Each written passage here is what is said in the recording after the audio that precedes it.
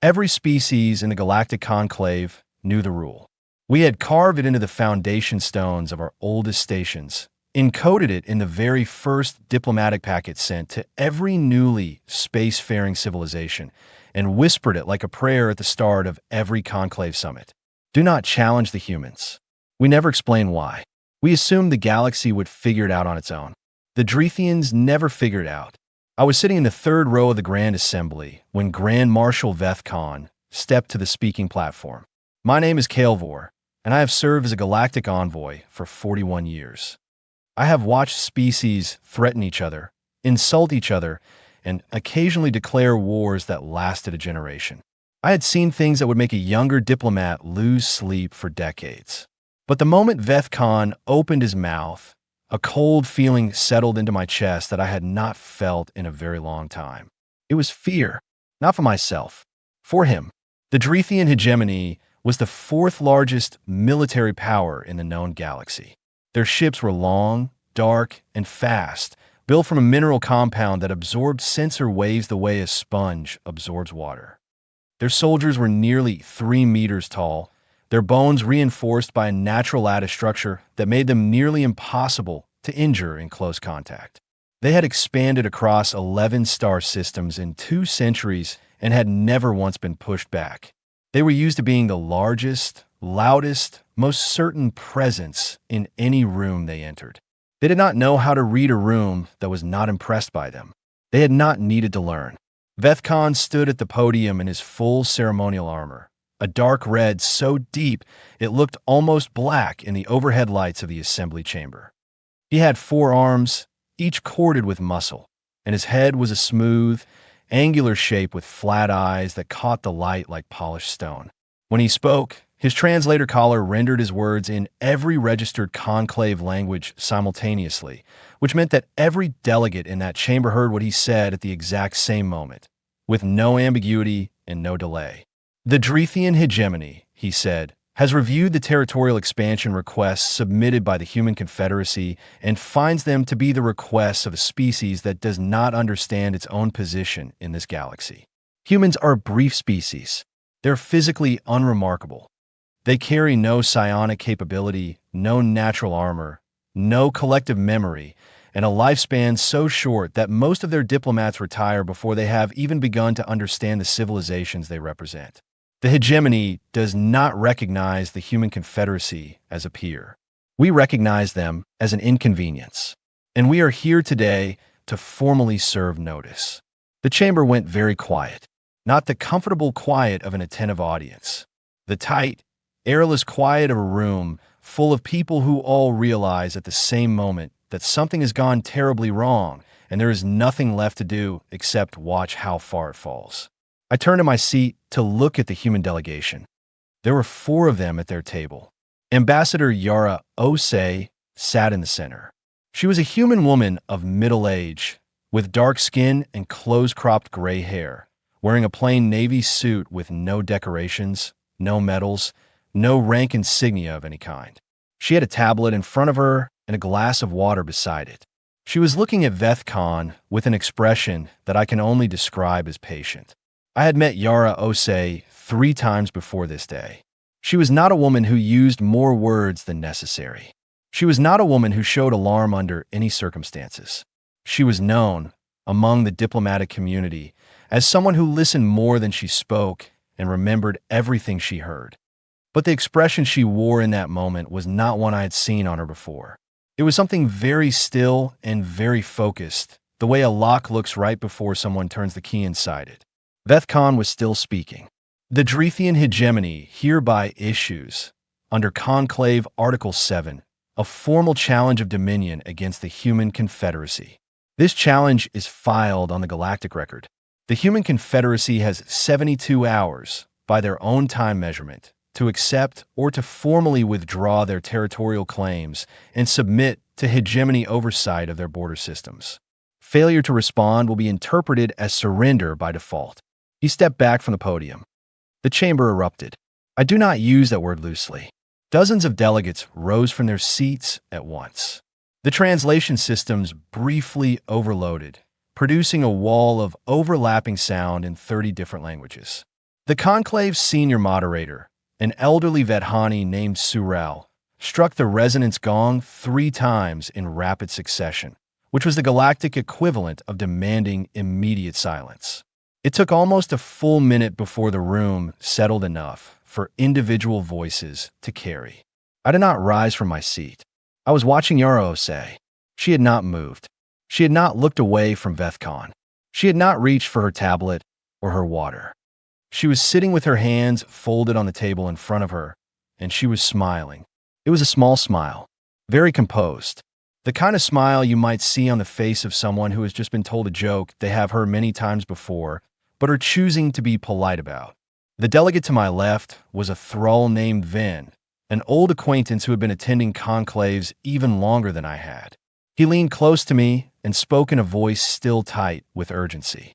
Tell me that someone pulled Vethcon aside this morning and reminded him of Article 7 and what it means to invoke it against that particular species.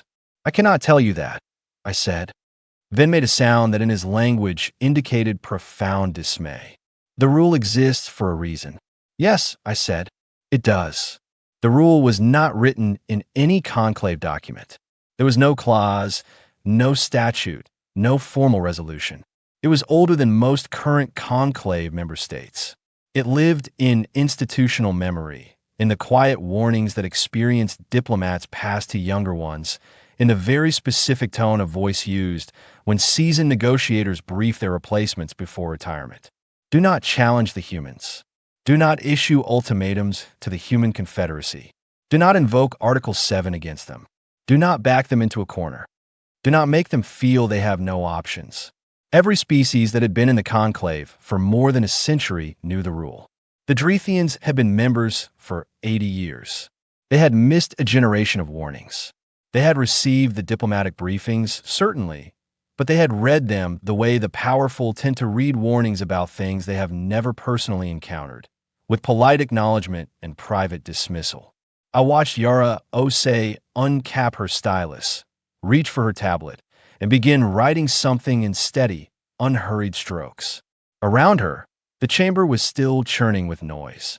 3 separate conclave moderators were attempting to restore order.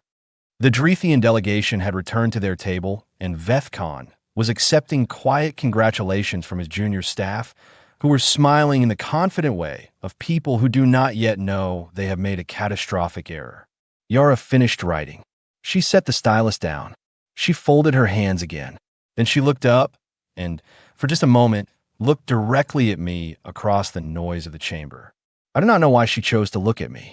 Perhaps I was simply the only delegate in the room who had not stood up, not reached for a communication device, not started talking urgently to my neighbor. Perhaps it was chance. But for that one moment, our eyes met across the chamber, and she gave me a very small nod. The kind of acknowledgement you give to someone who already understands what has not yet been said. Then she turned back to her tablet and continued writing. Later, reviewing the official assembly record, I found what she had written in those quiet minutes while everything around her erupted. One sentence, in the plain notation format used for formal responses.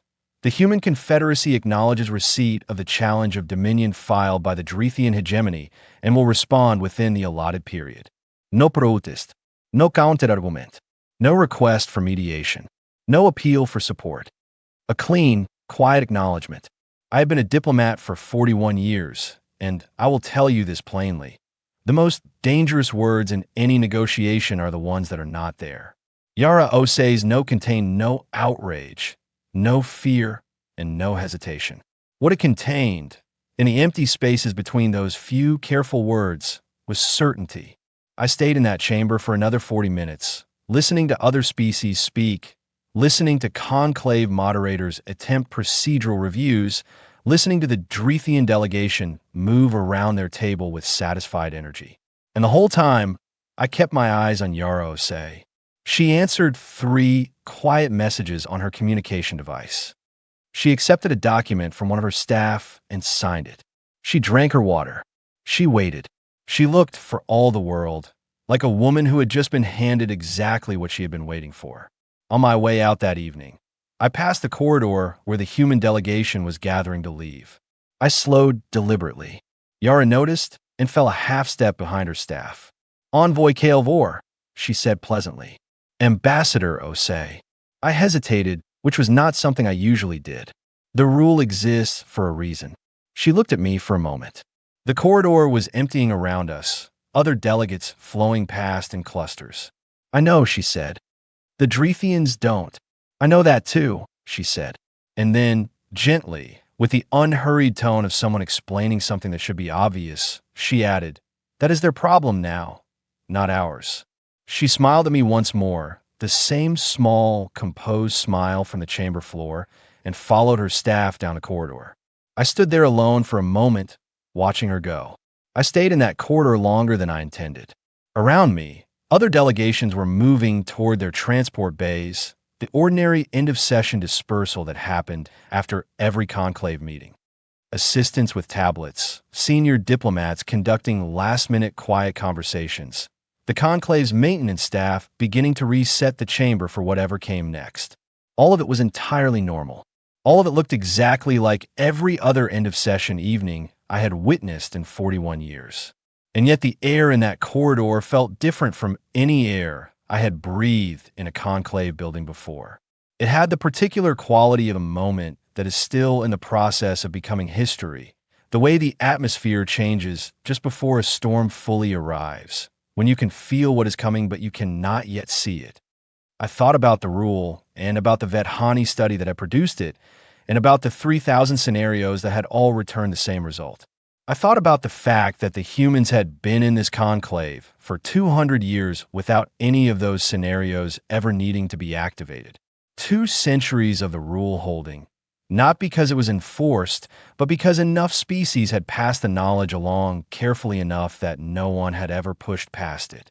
Until today, I walked to my transport base slowly, and I did not speak to anyone, and I did not stop thinking about that small, composed smile for a very long time. 41 years as an envoy, and I had never once in my career felt genuinely glad to be on one particular side of a border. I felt it then, clearly and without any ambiguity at all. I want to tell you something about being a human in the Galactic Conclave that no one else ever bothers to explain clearly. My name is Yara Osei, and I am the Human Confederacy's Senior Ambassador to the Galactic Conclave. I have held this position for 19 years. Before that, I was a deputy attaché for 9 years, and before that, a junior policy analyst in the Bureau of Interstellar Affairs for 6 years. 34 years in this building, in these corridors, at these tables. 34 years of listening to every version of the same quiet assumption repeated in 34 different languages. The assumption is this: humans are fragile, so humans must be careful. I understand why they think it. We are, by the biological standards of the conclave membership, genuinely unremarkable on any comparative chart. The Drethians are physically stronger. The Vethani are longer lived, some of them approaching 4 centuries. The Thrall have a collective memory that functions like a living archive stretching back 4,000 years. The Saurian have natural electromagnetic sensing that makes them functionally impossible to deceive through electronic means. Almost every species in this conclave has something humans lack.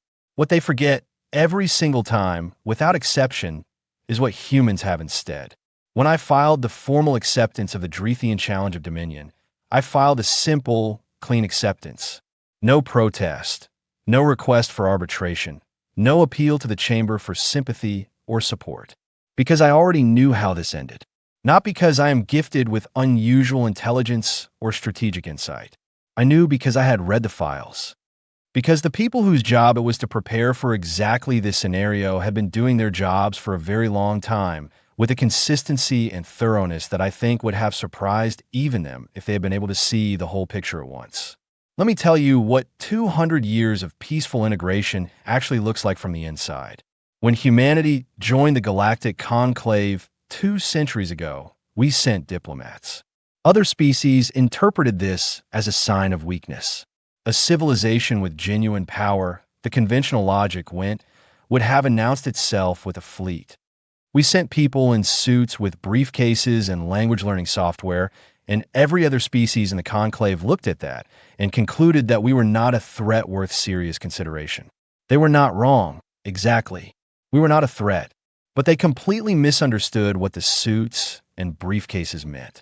Humans send diplomats because humans are, before anything else, intensely curious. We wanted to understand how the conclave functioned. We wanted to learn every species' history, every political structure, every economic mechanism, every military doctrine, every cultural priority. We wanted to know what everyone needed and what everyone feared and what everyone was building and what everyone was buying. Not because we had a plan, because we genuinely cannot help it. Give a human an unknown system, and they will take it apart piece by piece just to understand how the components relate to each other. And once they understand it, they will start thinking about how it could function better.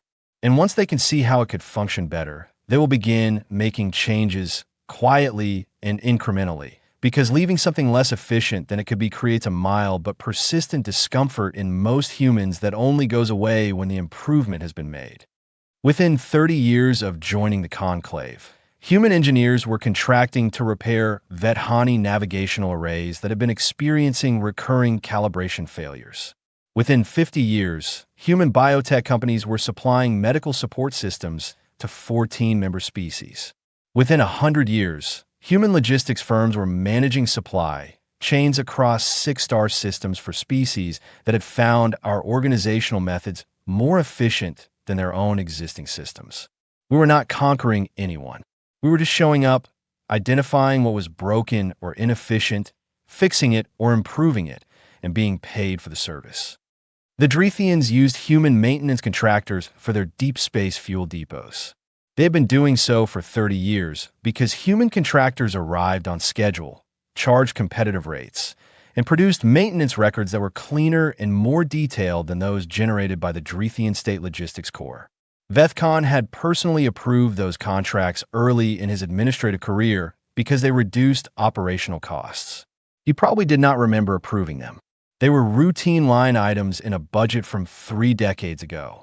After I filed the acceptance, I placed one call. It was encrypted, routed through a civilian relay to avoid triggering monitoring protocols, and it connected me to the Bureau of Interstellar Affairs Operations Division on Earth. The call lasted 11 seconds. The man on the other end was named Gordon Hale. I had worked with him remotely for a decade and had never met him in person, which is the kind of professional relationship that is entirely normal in our line of work. Gordon had a quiet voice and the habit of getting directly to the point without any preamble. He said, "We have been ready since year 40. Took you long enough." I laughed. It was the first genuine laugh I had managed all day, and it helped. Year 40. That was when the Bureau completed its first comprehensive threat assessment. Not because anyone believed war with the Drethians or anyone else was imminent.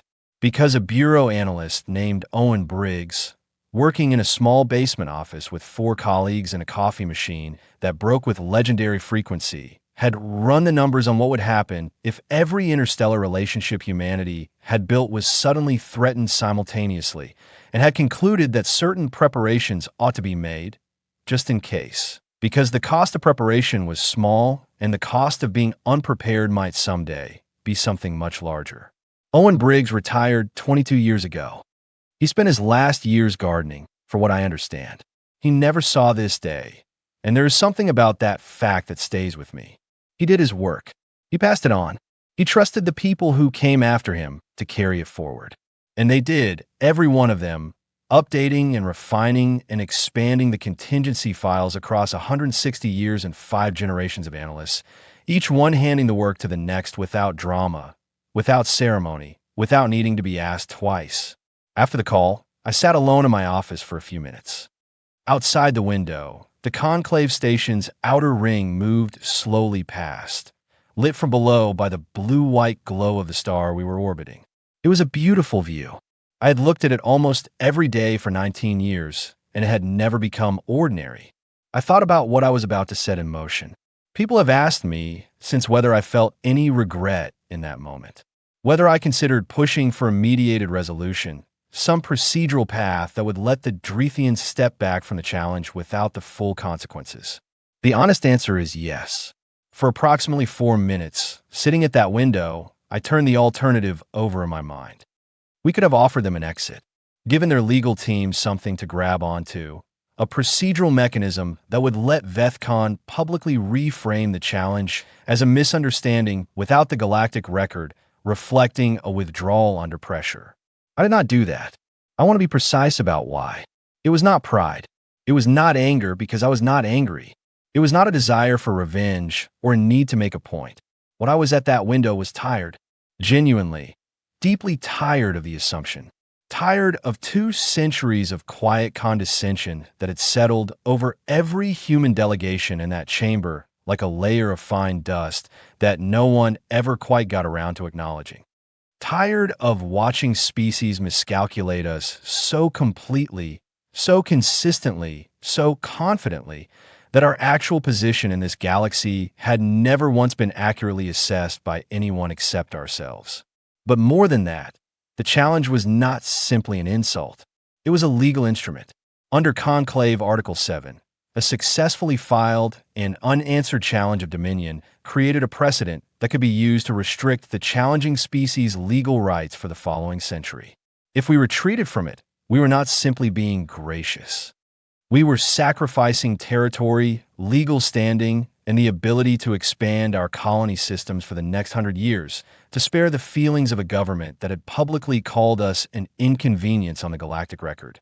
That was not something I could recommend. That was not something any human in my position would have recommended. So the 4 minutes passed. I stood up, straightened my jacket, and went to the conference room where my senior staff was assembled. Owen Griffith had already laid out the sequence of steps on the table, organized in his characteristically clear and uncluttered way. He had anticipated the meeting. He had anticipated everything because he was thorough and he was experienced and he had been paying close attention to everything that happened in that chamber for the past year. I told the staff what Gordon's confirmation meant. I told them the sequence of events that would follow. I told them what each of them would be responsible for managing. They were calm, they were prepared, and they asked precise and useful questions. They were human and experienced, and they had chosen this work and taken it seriously for their entire careers. Then I went to the press suite. Before I did, I stopped in the small anteroom adjacent to it and stood there alone for a minute. One of my staff had left a cup of tea on the side table.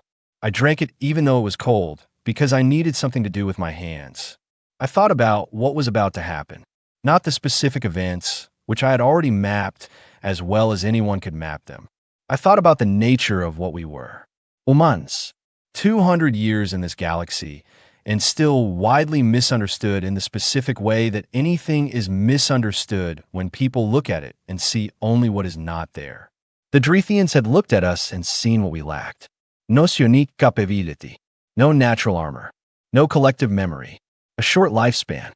They had built their assessment of us entirely from that list, from the inventory of absences. It is a natural way to evaluate something. You compare it to the things you already know and note the differences. What they had not done was ask what the absences were replaced by. What fills the space where psionic capability is not.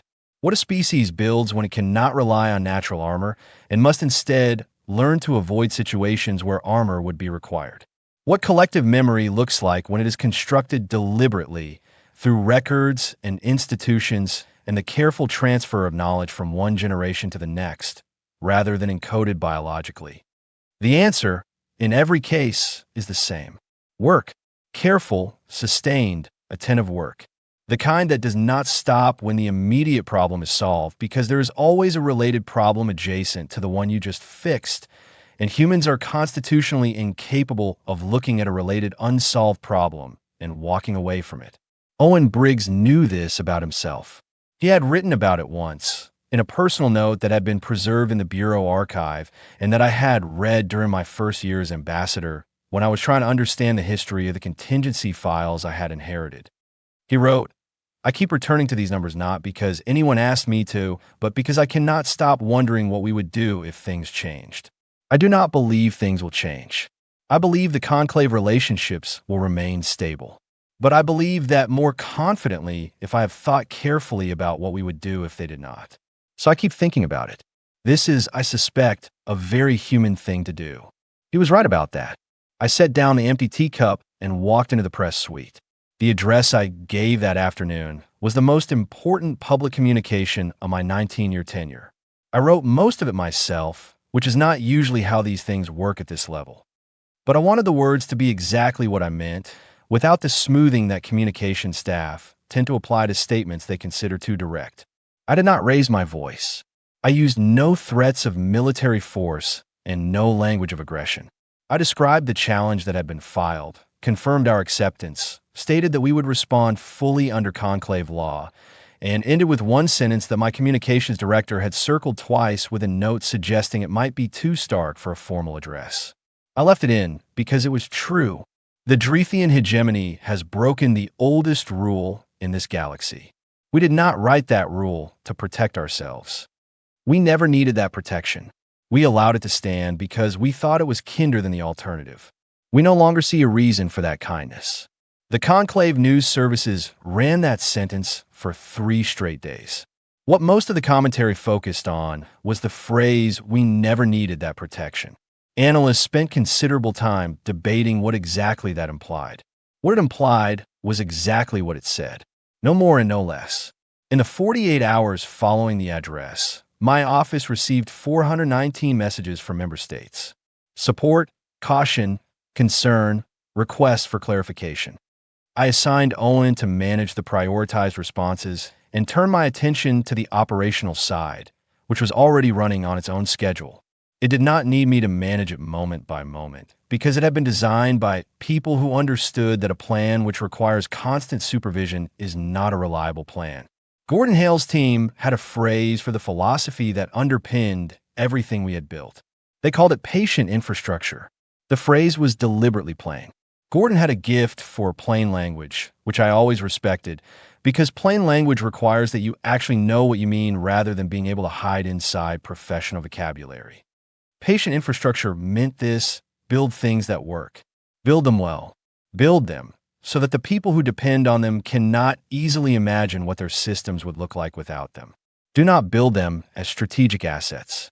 Build them because the work is worth doing, and the doing is satisfying, and the people around you genuinely benefit from the result. Build them patiently over years and decades, updating and improving and sustaining them as the situation changes. And trust that the value of what you have built will be apparent to anyone who looks honestly at the question of what would happen if it were no longer there. This is not a strategy that can be implemented quickly. It requires exactly what its name suggests. It requires patience. Not the patience of waiting for someone else to do something, but the patience of continuing to do your own work well when the results are not immediately visible. When the connection between your effort today and the outcome you're preparing for is separated by years or decades that you yourself may not live to see. The idea is not complicated. The most powerful thing any civilization can build is not a weapon or a fortress or a fleet. It is genuine, deep, irreplaceable usefulness. It is the condition where your presence in another civilization's systems is not merely tolerated but depended upon, not because you force your way in, but because you genuinely made things work better, and the things you improved now rely on your continued involvement to keep working at the level they have reached. Build that, and you do not need to fight. You simply need to stop helping. The Drethian Third Fleet crossed the border at 0300 station time the following morning. I was notified at 0312. I was already awake. I had not slept more than 2 hours at a stretch in the past 3 days. This is not unusual for me during complex situations, and I do not worry about it. Humans do not require sleep in perfectly regular intervals, and our efficiency under sustained pressure tends to hold better than species with more rigid biological rest requirements, provided the work itself is genuinely absorbing. Mine was. When a notification came through, I was sitting at the same window I had returned to several times over the previous day, with a second cup of station coffee and the outer ring turning slowly past the stars outside. I looked at Gordon's confirmation message. I looked at the timestamp. I looked out at the ring. I thought briefly about Owen Briggs, about the note in his archive, about the particular human quality he had been describing, the inability to stop thinking about a problem even after thinking about it, stops producing new information. Because caring about the outcome is not something you can switch off just because the useful cognitive work is finished. He had been right. It is a very human thing to do. I thought about Owen Briggs in his basement office, running his numbers, making his recommendations, trusting the next generation to carry the work forward. I thought he would have found this deeply satisfying and also a little sad in exactly the proportion I found it satisfying and sad. Then I put down the coffee and went to work. I have commanded the Hegemony's Third Fleet for 16 years. In that time, I have 111 engagements, held 4 contested star systems against opposing forces, and once navigated my entire fleet through a debris field in near-zero visibility without losing a single ship. My name is Riksdal, and I tell you these things not to boast, but so that you understand clearly the weight of what I am about to say. I was afraid before we crossed the border into human space, and I could not explain it. There was no logical foundation for the feeling. Our intelligence reports were thorough, consistent, and have been verified through multiple independent channels. Human border defenses were light by any standard, as they had always been for as long as we had been monitoring them. They had fewer active warships in this entire sector than we carried in reserve. Their military mobilization time was slower than ours by a factor of 3 due to the dispersed geography of their colony network. Our tactical models, reviewed and validated by 3 separate planning teams in the weeks before departure, showed this as an uncomplicated operation against an opponent who, by every metric we could measure, lacked the capacity to resist us in open engagement. And yet, when our fleet dropped out of faster-than-light travel on the human side of the Veth border, the first thing I noticed was the silence. Not the comfortable, known silence of empty space, which any experienced commander learns to read as neutral information. A different quality of silence. The kind that comes from an absence where there should be something present. Our sensors were reading exactly what our intelligence reports had predicted. Light patrol craft, no more than 4, well outside any engagement range. 2 civilian cargo vessels on standard freight routes. A small communications relay station at the far edge of our scan range. Unremarkable. Ordinary. Precisely as described. Nothing defending the border. Nothing fortifying the approach corridors. Nothing at all to suggest that a species which had accepted a military challenge 36 hours ago had made any preparation whatsoever for the force that was about to enter their space. I stood on the command deck of my flagship and looked at the tactical display for a long moment, and something in my chest that I could not name and would not have admitted to anyone in that room told me that what I was looking at was not an undefended frontier. Advanced formation, I said, because I am a commander, and commanders do not stop because of feelings they cannot justify. We advanced. The first anomaly appeared 40 minutes into our transit. Our long-range navigational beacons stopped receiving signals from a standard array of hegemony relay points positioned behind us along our entry route. Signal degradation at range is not unusual, but the timing was irregular, and 3 of my navigators flagged it independently within the same 2-minute window, which told me this was not equipment drift. When 3 experienced officers noticed the same thing at the same time, you do not dismiss it as coincidence. Run full diagnostics, I said. The diagnostics returned clean results on all equipment. Our systems were functioning correctly. The relay points were simply not transmitting. All of them, simultaneously. A cascading relay failure across an entire network at once is theoretically possible, but extraordinarily unlikely, and my navigators knew this as well as I did. None of them said so out loud. They logged the anomaly, noted their concerns in the record, and continued doing their jobs because that is what trained people do when they have no better option than to continue. The second anomaly came 12 minutes later. The communications relay station we had noted at the edge of our scan range went dark. Not destroyed, not repositioned, simply not transmitting. One moment, it was a consistent passive signal on our sensors. The next moment, it was gone, as though someone had reached across the intervening distance and switched it off at the source. Weapons check, I said. Full systems. Every category. Everything came back operational. energy weapons, projectile systems, defensive screening, emergency drives. We were a combat-ready fleet of 43 armed ships in what our briefings described as lightly defended space, and we were fully capable, and we had trained for this, and on every chart we possessed, we were winning a campaign we had not yet begun to fight. Then our fuel consumption monitors began to report irregularities. I want to be careful in how I describe this, because it is the detail I have examined more than any other in the months since.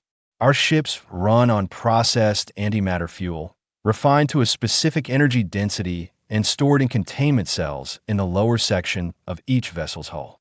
This fuel is subjected to rigorous testing before every deployment. It is certified by Hegemony engineering staff. The certification process requires 3 independent inspectors and produces a documented record with official signatures. The batch currently in our ships had been certified 4 weeks before we departed, with a full chain of documentation. The consumption monitors were telling us we were burning through our reserves at approximately 4 times the expected rate. 4 times.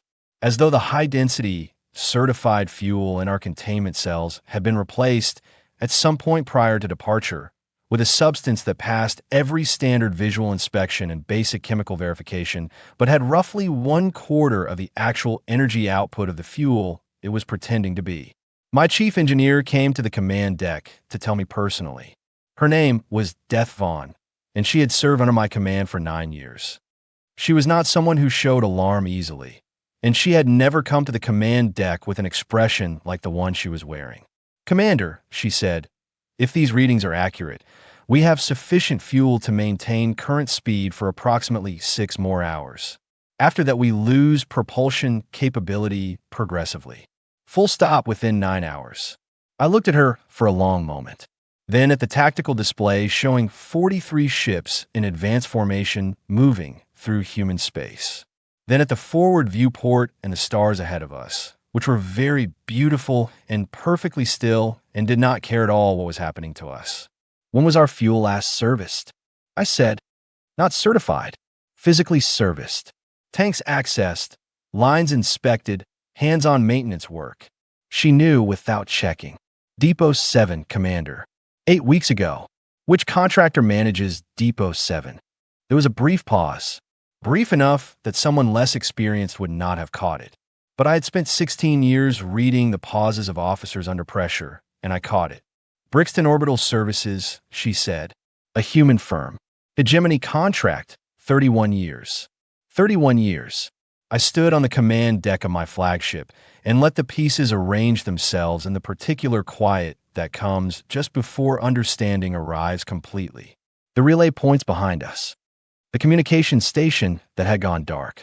The fuel that was not the fuel it was supposed to be.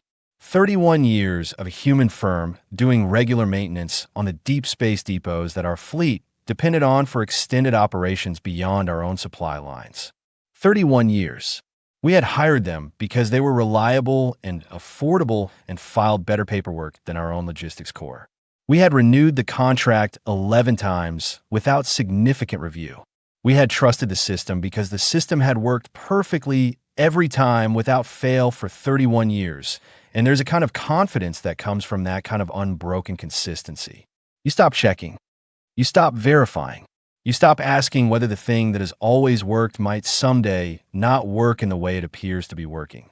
The broadcast arrived on every frequency simultaneously. Not our military channels. Not just emergency channels. All frequencies. Civilian bands, maintenance frequencies, diplomatic channels, every communications layer that existed in this region of space. The voice was female, calm, and unhurried. "This is Ambassador Yara Osei of the Human Confederacy. I am broadcasting on all available frequencies as a courtesy to ensure complete clarity about the current situation. The Drethian Third Fleet is positioned approximately 4.2 light hours inside human sovereign space as recognized by the Galactic Conclave. As of approximately 6 minutes ago, the navigational relay network behind the border entry point has been suspended. As of 14 minutes ago, forward communications infrastructure in this sector has been stood down. At this moment, The Third Fleet's antimatter fuel reserves are operating at approximately 25% of rated capacity due to an incompatibility between the fuel currently in containment and the actual specifications required by the fleet's engine systems. This incompatibility has been present for approximately 8 weeks and is not correctable with resources available in the field. A pause. When the voice resumed, it was just as composed as before, perhaps marginally gentler, in a way that someone is gentle when they're explaining something difficult to someone who will not enjoy hearing it. The Drethian Third Fleet is not under attack. No human vessel will fire on any Drethian ship. The human confederacy does not need to fire on anyone. The Third Fleet is, as a practical matter, unable to proceed further into human space or to return to Drethian space under its own power. We suggest that Hegemony Command arrange retrieval at their earliest convenience. The Human Confederacy is prepared to assist with logistics coordination if that assistance is requested and the terms are agreed upon through the Galactic Conclave. Ambassador Osei out. The broadcast ended. My command deck was completely silent. I looked at my weapons officer. I looked at my navigation team. I looked at Death Vaughn, who was still standing beside me with the fuel report tablet in her hands, holding it the way someone holds a piece of evidence they wish they had not found. Every face in that room was turned toward me, waiting. That is what trained people do when things go wrong. They turn to whoever is in command and they wait for the next instruction. They trust because they have been taught to trust that there is someone in the room who knows what to do. I did not know what to do. What I knew was this. We had crossed the border with 43 armed ships and comprehensive intelligence reports and complete confidence in our preparation and our capability. We had advanced in a space that our every model described as only lightly defended. We had done everything correctly by every standard we possessed. And we were sitting motionless, with no fuel reserve sufficient to maneuver, no navigational network to guide a return route, and no forward communications infrastructure to coordinate with. We were not under attack. There were no enemy warships visible on any of our sensors. There was no debris, no weapons fire, no dramatic confrontation of any kind. There was only the silence of space and 43 ships that could not go anywhere, and a voice that had said everything that needed to be said and had not raised itself once while saying it. I reached for my personal log recorder. I'm still not entirely sure why. Perhaps because I needed to hear it said aloud. Perhaps because it needed to exist in the record somewhere. Perhaps simply because there was nothing else I could do. Commander Rixdal, Third Fleet, personal log. We entered human space 41 minutes ago in advanced formation. We are currently at a full stop. Our navigational relay network is down. Our sector communications infrastructure has been suspended. Our fuel reserves are compromised at a level that prevents continued operation in any direction. We are not under attack. There are no human warships in visible range. There has been no exchange of fire, no engagement, no confrontation of any kind that I can identify as such. I stopped. I held the recorder without speaking for a long moment. They did not come out to meet us, I said finally. They were already inside everything we built. They have been inside it for 31 years, and we never once thought to check whether that was a problem. I stopped the recording. I set it down. Outside the forward viewport, the stars were very still and very beautiful, and somewhere behind me was the border we had crossed so confidently, and somewhere ahead was human space that had not needed to defend itself at all, because it had arranged things so that there was nothing left to defend against. I thought about what Veth Khan had said at the podium. Humans are a brief species, physically unremarkable, no collective memory, a lifespan so short that most of their diplomats retire before they understand the civilizations they represent. He had been looking at the wrong measurements entirely. I thought about what the right measurements were, now that I had the time and the stillness in which to think. Measurement 1. How long had our fuel depots been serviced by the same human firm? 31 years. Longer than my command of this fleet. Longer than most of my staff had been in the service. 31 years of arrivals on schedule, of maintenance logs filed clearly, of problems identified before they became failures, of work done at the standard the contract required, and then sometimes slightly above it, because that is apparently what happens when humans are given a job they consider worth doing properly. Measurement 2. How long would it take us to replace that firm with another provider capable of maintaining the same standard? Our logistics staff had run this calculation in the first 6 hours after the fuel situation was identified. The answer was 18 to 24 months, assuming we could find a qualified provider immediately and that the transition went smoothly, which transitions of this scale never did. Measurement 3. What was the actual cost, in operational terms, of the dependency we had built without noticing we were building it? This calculation was harder because it extended far beyond the fuel depots. It included the communications arrays and the medical supply contracts and the cargo networks and the dozens of smaller relationships that had accumulated over 5 decades of contracting. The total was a number that, when Devon showed it to me later, I made her recalculate twice because I did not want to believe the first result. I'm not going to give you the number. It is in the official records now, filed with the conclave, and available to any member species that requests access.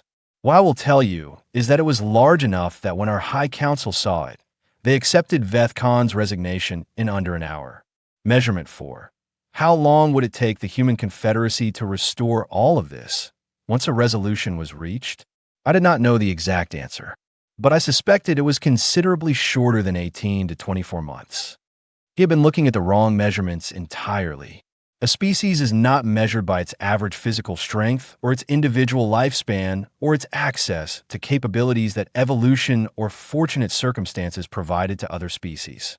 A species is measured by what it builds and how well it builds it, and how deeply what it builds becomes woven into the operating reality of the world around it.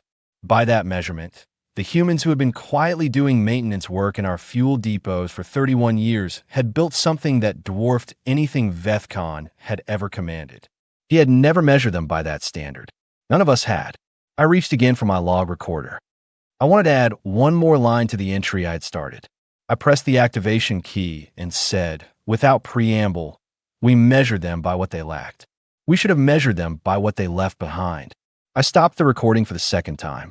Then I opened the channel to Hegemony Command and began the call I had been putting off for the past 15 minutes, because there was no more time to think and no better words available, and the work, as humans apparently always understood, simply had to be done. He had been measuring what they lacked. He had never thought to measure what they did with the time they had, or how thoroughly they did it, or what it looked like after 31 years of showing up on time and doing good work and being paid for it and being trusted, because they had earned that trust genuinely, because the work was genuinely good and the trust was deserved and the relationship was real. It was all real, right up until it wasn't. That was the part one kept returning to. They had not deceived us. The fuel depots had run well. The maintenance records were accurate. Brixton Orbital Services had delivered everything they had contracted to deliver year after year, and the hegemony had received real value from the arrangement. The relationship was genuine. The capability they had placed inside our systems was also genuine. It had simply been waiting there, real and useful and completely integrated for 31 years, until the morning someone filed the right piece of paperwork. I looked at the fuel consumption readout one more time. Devon was still standing beside me. She had not moved since delivering her report because she was a good officer, and good officers do not leave their commanders alone with very bad information unless they are dismissed. I had not dismissed her. "Is there anything we can do?" she asked. Not in the tone of someone expecting a useful answer. In the tone of someone who needs to have asked the question before she can accept the answer that is already sitting in the room. "No," I said. "Nothing with what we have available." She nodded. She said nothing else. She went back to her station. Then I opened a communication channel to Hegemony Command and began the most difficult conversation of my 16-year career. The emergency session of the conclave was called within 18 hours of the Third Fleet's transmission going silent. My name is Calvor, and I want to be clear about something before I tell you what happened in that chamber. I had attended 417 formal conclave sessions over my career. I had sat through trade disputes that lasted 11 years, boundary negotiations that consumed entire generations of diplomats, and 2 full-scale interspecies legal proceedings that each required dedicated judicial panels and produced documentation filling entire archive wings. I understood, perhaps better than most, how much diplomatic process was really just organized delay in search of an outcome that everyone could accept without losing face. This session was not that. This session had the quality of a room full of people who had all remembered the same thing at the same moment, a thing they had known once and allowed to become background noise, and were now confronting it with the particular clarity that only arrives when you can see the exact shape of the cost of forgetting. The Drethian delegation arrived late, which itself communicated more than any formal statement they might have made. 3 delegates instead of their standard full representation. Vethcon was absent. The Grand Marshal, who had stood at a public podium 2 days ago and issued his challenge with the satisfaction of someone announcing an inevitable outcome, was now not present in the room where the outcome was being discussed. I noted this. Everyone in that chamber noted this. Absence at a session of this importance is itself a position, and it is not a position of strength. The lead Drethian delegate was a younger functionary named Kareth. He sat at their table with the careful, slightly flattened posture of someone who has been given precise instructions about what to say and is concentrating very hard on saying only that and nothing beyond it. He did not speak for the first hour. He did not need to. Other species were doing the speaking for him. The Thrall delegation called for an immediate conclave-sponsored fact-finding mission to document the Third Fleet's operational status. The Saurian delegation requested a full public accounting of all communications between the Human Confederacy and the Drethian hegemony since the challenge was filed. The Vethani Elder Sural made a statement that was brief by Vethani standards, which meant it was still longer than most species' full prepared remarks. And in it she noted that the conclave had maintained, for several centuries, a piece of collective institutional knowledge regarding the Human Confederacy, and that the present situation perhaps illustrated the value of that knowledge with some clarity. She did not name the knowledge directly. She did not need to. Every delegation in that chamber that had been a conclave member for more than a century understood exactly what she meant and felt the weight of it settle into their seats alongside them. The delegations that had been members for 80 years or fewer sat with slightly different expressions. The arithmetic was visible on their faces. I was invited to speak in the second hour. I have a professional reputation for saying what I actually think rather than what is politically convenient at a given moment, which is considered unusual in diplomatic circles, and which I believe is the reason I have remained in my position for 41 years rather than being quietly rotated to something less public. What I said was this: the rule this chamber has honored for 2 centuries was not created from fear of human military capability. It was created from understanding of human behavioral patterns. Specifically, the understanding that the Human Confederacy, from the moment it joined the Galactic Conclave, has been doing exactly what humans do when they enter any environment they do not yet fully understand. They learn it. They make themselves useful to it. They improve it wherever they can. They become integrated into it at multiple levels, visible and otherwise. Over time, the line between useful and necessary becomes difficult to locate, and then impossible to locate, and then the question of whether the line ever existed at all becomes complicated. The Drethian hegemony spent 31 years contracting human firms to manage their deep space logistics infrastructure. In doing so, they built a dependency they did not recognize as a dependency because it presented itself every day as an ordinary trade relationship, which it genuinely was. The rule existed to prevent this exact situation. The rule was broken. These are the consequences, and they are considerably less severe than they might have been. The chamber was quiet when I finished. Not the performing attention quiet of an audience waiting for the next speaker. The quiet of people sitting with something that has become real. Then Kareth raised his hand and asked whether the conclave might facilitate direct communication between the hegemony and the Human Confederacy with a view toward a resolution framework.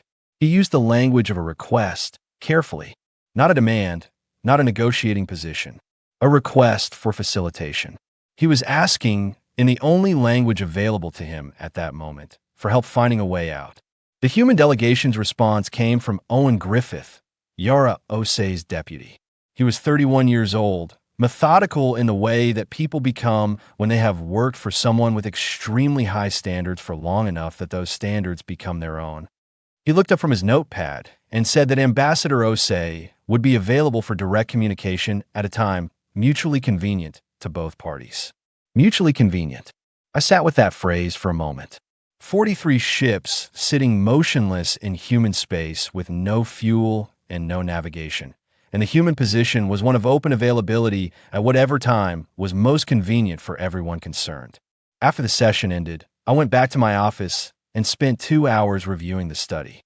I have mentioned it before in passing, and I want to give it the full explanation it deserves here, because it is the foundation of everything that has happened and everything that is still unfolding.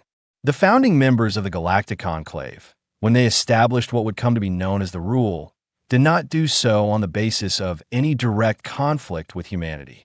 Humanity did not yet exist as a spacefaring species when the Rule was first articulated.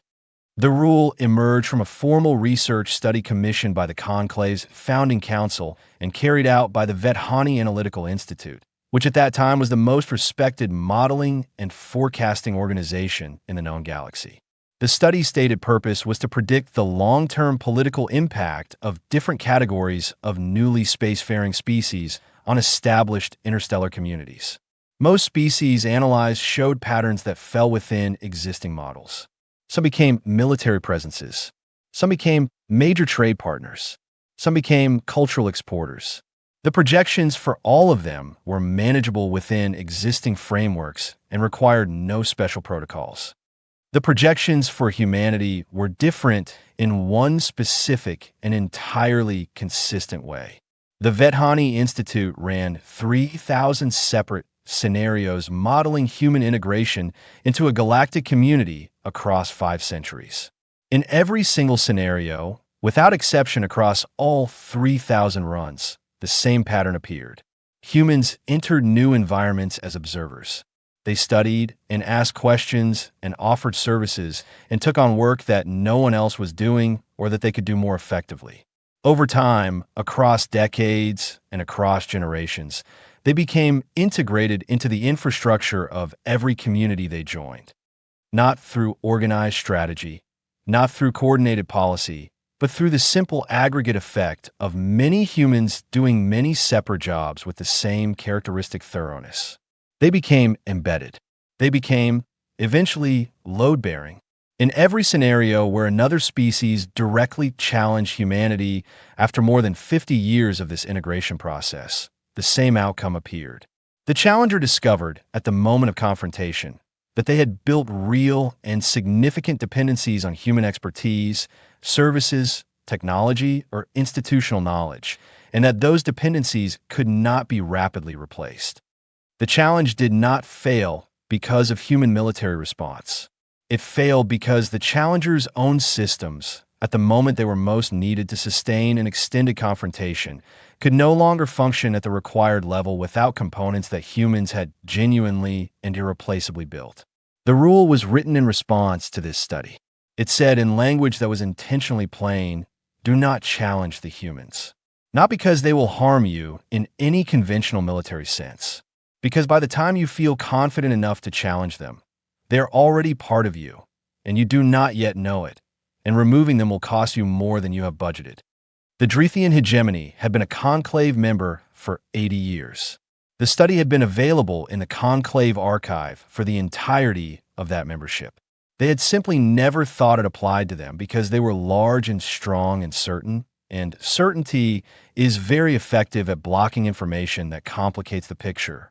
Over the 2 days following the emergency session, more information became available.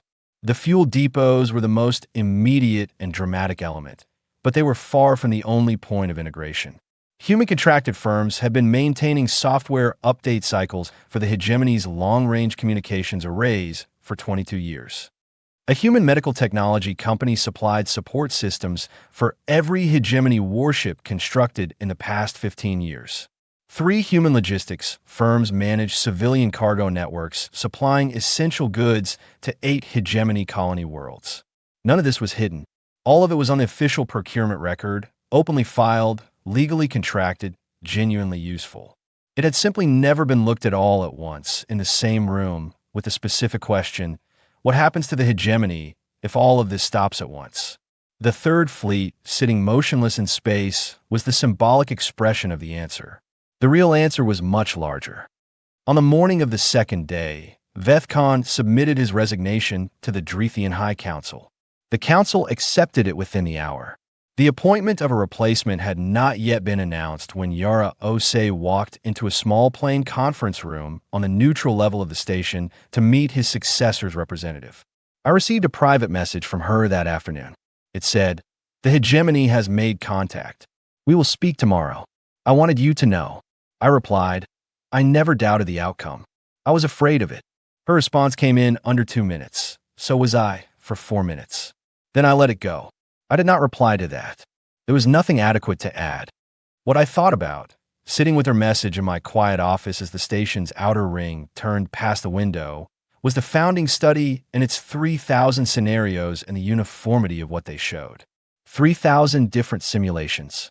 3,000 different sets of variables and conditions and starting points. And in all 3,000, the same pattern arising not from human strategy, but from human character. The study's authors had described it carefully, in language that tried not to editorialize while still being honest about what they were observing. They wrote that humans appeared to demonstrate a set of behavioral tendencies that, in combination and over time, produced a specific and consistent result in any complex social or institutional environment. They tended to observe carefully before acting. They tended to identify problems and attempt to solve them without waiting to be asked. They tended to communicate clearly and follow through on commitments. They tended to improve systems through incremental refinement rather than dramatic reinvention. And they tended to sustain these behaviors across time with a consistency that was unusual among the species the Institute had modeled, apparently because the behaviors were not strategic calculations, but genuine expressions of how most humans prefer to spend their working hours. The resulting pattern across every scenario was the same. Humans made themselves valuable, then necessary, then irreplaceable, and then, when someone decided to challenge them, they demonstrated quietly and without drama exactly what irreplaceable meant. The study did not recommend excluding humans from interstellar communities or treating them with suspicion. It recommended something simpler. It recommended honesty. It recommended that any species considering an adversarial position toward the human confederacy first conduct a thorough audit of every point of integration between the two civilizations and consider carefully what the loss of that integration would actually cost before deciding that the confrontation was worth the price. The Drethian hegemony had not done that audit. They were doing it now, under significantly less comfortable circumstances. I thought about all of this for a long time. I thought about the study's language. The phrase that had stayed with me across 41 years of diplomatic work. The phrase that the Vethani researchers had used to describe what they observed in all 3,000 scenarios. Aggregate irreplaceability. It was an awkward phrase, the kind that academic researchers produce when they're trying to be precise about something that resists simple description. What it meant, stripped of the academic framing, was this: no single human individual or institution becomes irreplaceable to you. They become a part of your systems. One at a time, in small and individually manageable ways, they contribute something useful, and you accept the contribution, and eventually you build the next thing on top of the contribution you accepted, and the next thing after that. And after enough time has passed, the contribution is no longer a layer you can identify and remove. It is part of the foundation. Aggregate irreplaceability. Many small replaceabilities, accumulating into something much larger than any of them appear to be. I thought about the specific number of integration points the analysts had identified in the Drethian case. The fuel depots were 31 years old. The communications array maintenance was 22 years. The medical supply contracts were 15. Those were the major ones. But below those, documented in the same exhaustive records that human contractors apparently always kept, were dozens of smaller relationships. Training contracts for hegemony technical staff conducted by human educational firms. Software tools purchased from human developers and now embedded in the operating systems of hegemony administrative infrastructure. Consulting work performed by human specialists in hegemony government projects going back 40 years. Work that had shaped how those projects were designed and how the systems they produced functioned. None of it was secret. All of it was in the records. It had simply never been looked at together in a single room with the specific question the analysts were now asking. I thought about what Sue Rao had said in the chamber and the care with which she had said it. She had not named the rule directly. She had not needed to. The Vedhani are a long-lived species, and Sue Rao was old even by their standards, and she had been in this chamber for long enough to have encountered, personally, the first humans to join the conclave. She remembered what those early briefings said. She had carried that institutional knowledge across 3 centuries of her own life and was still carrying it now, watching it become relevant in a way she had hoped never to see. She had come to find me after the session ended. I was walking toward my transport bay, and she appeared at my side with the unhurried pace of someone who has learned not to rush anything she genuinely wants to say. Envoy Kale Vor, she said. Elder Sue Rao, I want to tell you something, she said, that I have carried for a long time and have never found the right occasion to say. I stopped walking. When a Vedhani elder who has been in the conclave for 3 centuries says she has something to tell you, you stop walking. When I was young, she said, and that was very long ago by your reckoning, I was part of the team that first reviewed the Vedhani study before it was submitted to the conclave. I read all 3,000 scenarios. Every outcome, every pattern. She paused. I voted in favor of the rule, not because I was afraid of what the humans might do to us, because I understood, after reading those scenarios, that there was a kind of relationship possible between our species that would be genuinely better than anything the rule was protecting against. That the best outcome was not constraint, but understanding. And I worried that if someone broke the rule before that understanding had time to develop, we would lose the chance to build what the scenarios showed was possible. She looked at me with the particular directness of very old people who have run out of patience for indirectness. I'm still hoping we have not lost it entirely. She walked away before I could respond. I stood in the corridor for a moment, watching her go. Then I went back to my office, sat down at my desk, and began to write. I wrote the memorandum recommending the standing committee. I wrote it carefully and completely, with specific language for the mandate and the membership and the review cycle. I wrote it as though it mattered, because it did. Then I wrote something else, a personal note addressed to no one in particular that I intended to add to the conclave's institutional archive. It said only, the rule was never about power. It was about time. It was asking the galaxy to give this species the time to show us who they were before we forced them to show us what they could do. We ran out of time today. I hope we use whatever we have left more wisely. I filed the memorandum through official channels. I added the note to the archive. Then I watched the outer ring complete another circuit past my window and waited for morning. Then I wrote a formal memorandum recommending that the conclave consider establishing a standing committee to periodically review integration levels between member species, with particular attention to scenarios that might create unrecognized dependencies. I marked it as a long-term policy recommendation and filed it in the appropriate archive. Then I ordered tea, watched the outer ring complete another slow circuit past my window, and waited for the conversation that was going to determine what came next. The room where we met was small and plain on the neutral diplomatic level of the station. A table, 6 chairs, a water dispenser on a counter against one wall. No recording equipment. No emblems or symbols indicating which party held any advantage. No visual cues of any kind to establish hierarchy or precedence. Daneth had requested a neutral space, and we had agreed, because the request itself told me something useful about who he was and how he intended to conduct the conversation. My name is Yara Osei, and this is the last part of the story I want to tell. Not the most dramatic, the most important. Daneth was the hegemony's new acting foreign affairs secretary, appointed 40 hours after Veth Khan's resignation cleared the High Council. He was younger than I had expected, with the angular features and flat eyes of his species, but without the physical aggression that most senior Drethian officials projected as a matter of professional habit. He was physically large, as all Drethians are, but he carried himself without the calculated expansiveness that Veth Khan had used like a tool. He looked like someone who had been handed a serious problem he had not created and who was choosing, as a matter of personal character, to approach it with professionalism rather than resentment. I respected that. I told him so before we even sat down.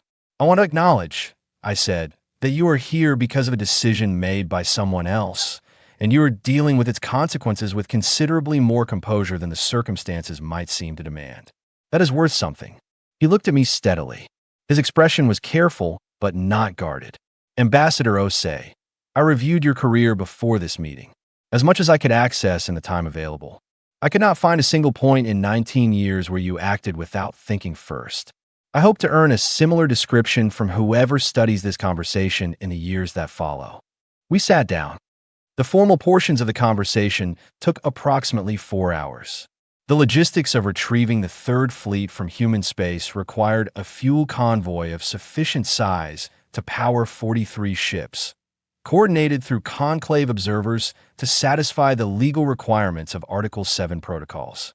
The timeline for restoring navigational relay function behind the border. The mechanism for formally and publicly withdrawing the challenge of Dominion from the galactic record, which required specific language to ensure it was read as a complete withdrawal rather than a procedural pause. The treaty adjustments that would formally protect human territorial rights going forward. My legal team had prepared the framework documents. Daneth's staff reviewed them carefully and suggested 2 amendments, both of which were substantive and reasonable. We accepted them both without argument, because accepting reasonable amendments is how you build the kind of record that makes future negotiations easier, and because the amendments genuinely improve the document. It was, taken as a whole, the most professionally conducted resolution of a near conflict I had been part of in 19 years. Both sides came prepared. Both sides listened. Both sides made concessions where concessions were warranted. The process was what diplomacy is supposed to be and almost never is when the stakes are high enough that people are afraid. But the formal portions are not what I want to tell you about. Near the end of the 3rd hour, Daneth set down his stylus. He looked at the document in front of him for a moment. Then he looked at me. Then he said, in a quieter register than he had used for the formal portions of the conversation, "I have a question that is not on the agenda. I understand if you prefer not to answer it." "Go ahead," I said. "We have spent the past 2 days reviewing our procurement and contracting records. Every human contracted firm we have used in the past 50 years, every service agreement, every maintenance relationship. We have been trying to understand the actual scope of what you would call integration depth." He paused. "The list is considerably longer than anyone in our government expected.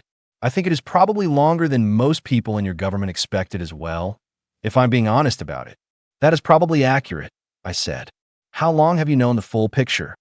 I considered the question. It deserved honesty rather than care.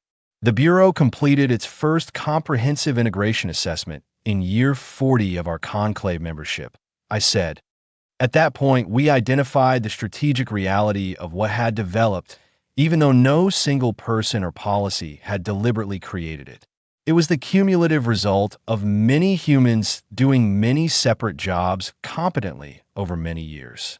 But once we had a clear view of the whole, yes, we maintained that view. We updated it regularly. And the fuel contingency developed approximately 30 years ago.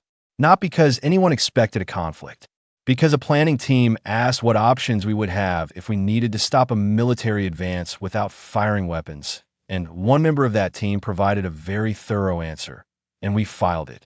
"And waited," he said. "Maintain the option," I said. "Those are meaningfully different things."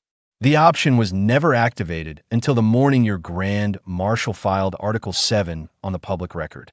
He was quiet for a moment. He was doing the arithmetic that everyone who heard this story did, eventually. 30 years. 31 years of fuel contractors, 22 years of communications maintenance, 15 years of medical supply contracts, 50 years of integration points that have been building steadily, genuinely, in plain sight, without anyone examining what they look like altogether. Did you ever consider disclosing any of this? He asked. Not the contingency specifically, the general depth of integration, what you had become to us. This was the question I had prepared for most carefully, not because I had a strategic answer ready, but because I had thought about it enough to know what the true answer was. Yes, I said. Several times, over the years, people in our government have argued for disclosure. The logic was that if you knew how deeply embedded we were in your systems, you would never consider a direct challenge, because you would immediately understand the cost. The disclosure would function as deterrence. Why didn't you?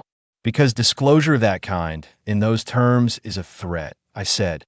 However gently it is phrased, however carefully it is framed as information rather than warning.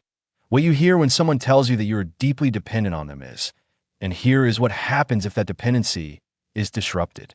That is not a foundation for a genuine relationship. That is leverage. And leverage, maintained over decades, poisons every interaction that happens in its shadow. I folded my hands on the table. Instead, I said, we let the relationship be what it was. Real. The fuel depots ran better with our contractors than they had before. The cargo networks moved more efficiently. The communications arrays stayed calibrated. Your warships had medical support systems that performed reliably in field conditions. We were not simulating usefulness. We were genuinely useful, and we were genuinely paid for it, and both sides received real value from the arrangement. The contingency was in a file. We hoped it would stay there. If this moment had never arrived, it would have stayed there, and no one would ever have known it existed. Daneth looked at me for a long moment. Vethcon forced you to open it, he said. Vethcon made a choice, I said. The consequences are his responsibility. I am genuinely sorry for the position it has placed your government in, and I am not saying that as a diplomatic formula. The disruption has real costs for your people as well as ours, and I would have preferred to avoid them. But you are not sorry you responded. No, I said. I am not. The room was quiet for a moment. From somewhere in the station's outer structure, the low sound of a docking mechanism engaging traveled through the floor. What do you want? He asked. Not the way Vethcon had sent it in his private message, with the slightly desperate quality of someone who does not yet know whether they are negotiating or surrendering.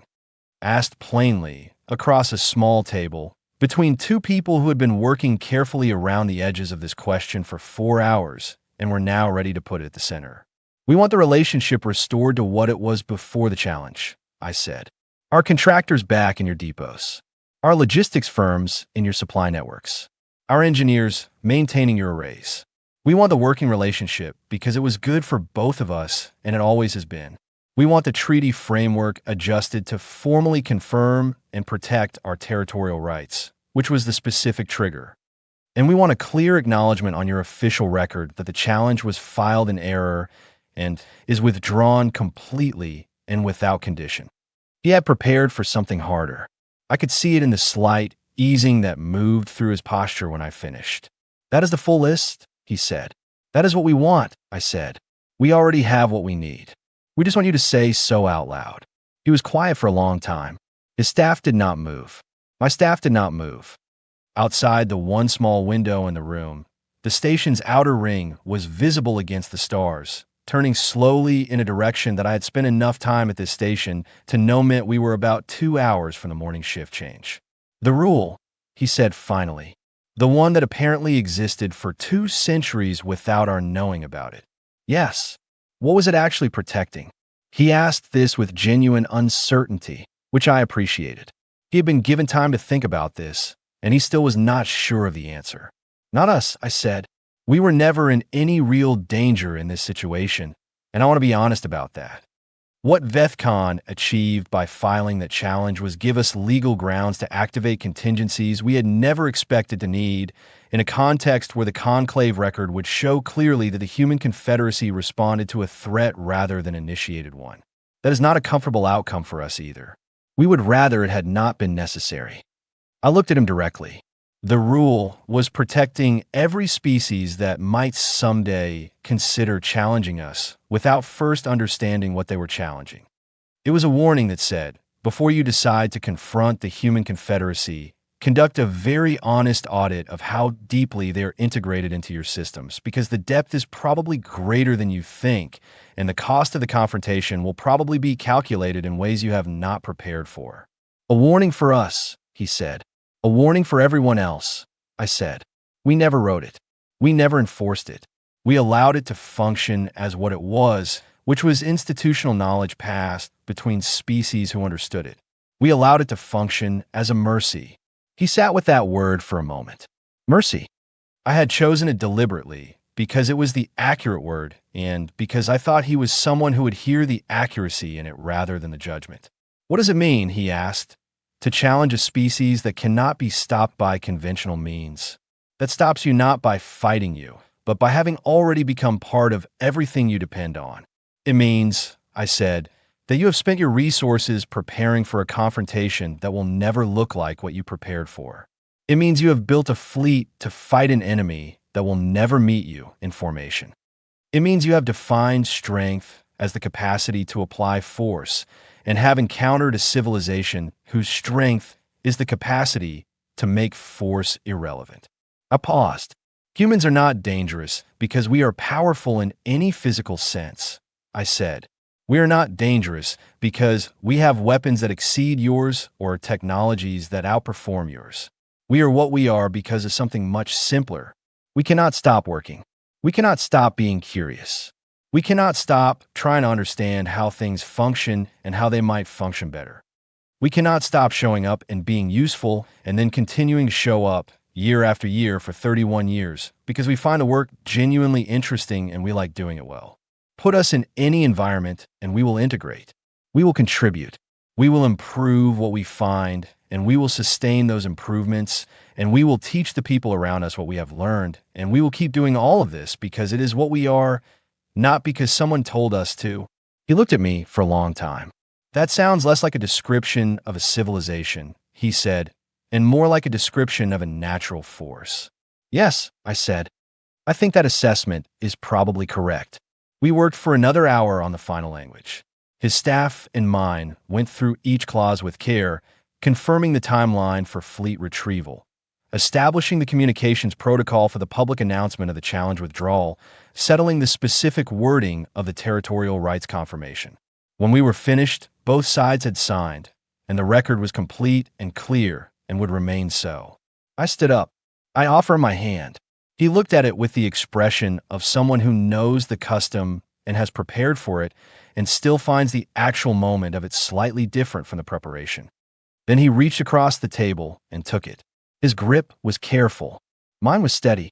Ambassador Osei, he said, I hope that when our species next interact formally, the circumstances are considerably less instructive. So do I said, and I meant it fully. Owen Griffith was waiting in the corridor outside with 2 cups of coffee and the follow-up document list already organized by priority. He handed me one of the cups. I took it. We stood there for a moment in the quiet of the corridor, and I drank the coffee, which was exactly as terrible as station coffee always is, and looked at the wall across from us. Done, he said. Done, I said. How are you? I thought about this question with the seriousness it deserved, because Owen only asked how I was when he genuinely wanted to know. I thought about Owen Briggs in his basement office with his unreliable coffee machine and his 4 colleagues and his long, careful calculations, making a plan that he would never see used, trusting it to people he would never meet. I thought about Gordon Hale picking up a phone at 3 in the morning and saying we have been ready since year 40 with a matter-of-fact confidence of someone for whom this was simply true. I thought about 31 years of fuel contractors showing up on schedule and doing good work and filing thorough maintenance records and being, in every possible way that could be verified or checked, exactly what they said they were. I thought about Danith's handshake and the particular tiredness in his face that came from carrying a burden he had inherited and was now resolving. I thought about Veth Khan, who I had watched stand at a public podium and say the words that could not be unsaid, and who was now somewhere in Drethian space, retired, thinking about the day he had chosen not to read the briefings he had been given. "Tired," I said, "and a little sad." Owen nodded. He understood this without needing it unpacked. He had worked with me long enough to know that the sadness was not about victory or defeat. It was about the rule and what the rule had meant, and the fact that it would never mean exactly the same thing again. The rule had functioned for 2 centuries as a kind of protection. Not for us, never for us, but for the species around us. It had maintained a gap between what other civilizations assumed about humanity and what humanity actually was. That gap had given other species the time and space to build genuine relationships with us, to understand our value through real experience rather than through a forced demonstration, to arrive at a place where our presence in their systems was something they wanted and chose rather than something they could not remove. Vethkon had closed that gap in one afternoon. He had collapsed it with one speech, in one session, in one moment of confident dismissal. And now every member species of the conclave knew, clearly and on the public record, what the rule had always been trying to say. And that knowledge would change things. Not dramatically, not all at once. But the nature of every relationship the human confederacy had in the galaxy had quietly shifted in the past 4 days, and while most of those relationships would remain good, and many would even improve, none of them would be based on the same comfortable assumptions they had rested on before. We walked back through the station, past the observation windows and the diplomatic suites, and the cleaning crews beginning their morning work in the corridors. I thought about what I had said to Daneth about force of nature versus civilization. The truth is that the distinction does not matter much to the thing being described. A river does not consider whether it is a natural force or a civilization. It simply moves in the direction it moves for the reasons it moves, with the consistency that comes from being what it is rather than choosing to be something. We are brief. That part has always been true. A century, most of us. Less for some. More is unusual. The Vethani find this difficult to comprehend, I think. They cannot quite understand how a species with 100-year life manages to plan across centuries, maintain institutional memory, build things intended to outlast their builders. The answer is simple, and it is the answer to all of the questions that have been asked about us in the past 4 days and will continue to be asked in the decades that follow. We trust each other with the work. Owen Briggs made calculations and wrote recommendations and trusted that someone would pick them up after he was gone. Gordon Hale updated those calculations for a decade and trusted that someone would do the same after him. 31 years of fuel contractors showed up because they were paid to and did work that was good enough to be trusted and passed their knowledge to the next crew when contracts cycled and trusted that the work they did mattered even if they could not see why. Every human who has ever taken a contract in foreign space and done it well has been extending the same implicit trust forward in time, trusting that the quality of the work would matter eventually in ways that could not yet be seen. That is what we are, not a weapon, not a trap, not a force of nature in any dramatic sense. A species that trusts each other with the work, generation after generation, and finds the work genuinely worth doing well. They shattered the oldest rule in the galaxy. They just never understood that the rule was the last mercy we had left to offer, and they had set it aside themselves, and we had simply waited with patience and coffee and 31 years of fuel contractors and 160 years of quiet contingency files. For the moment, they asked the only question that mattered. What do you want?